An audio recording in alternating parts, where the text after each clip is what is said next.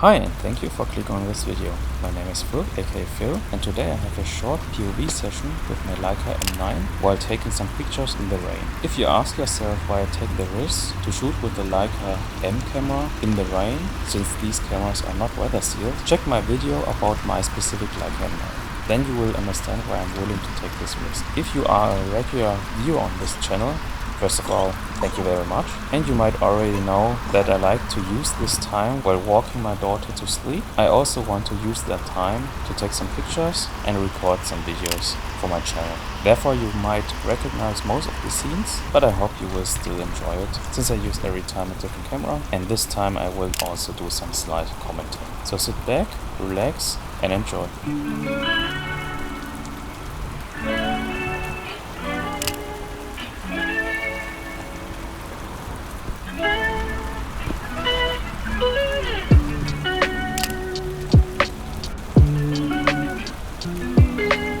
I realized quickly that shooting with a manual rangefinder camera while pushing a stroller is not that ideal to take pictures in street photography style. For that specific use case, autofocus cameras are so much more convenient. But anyways, that's what I had for this walk and I did my best.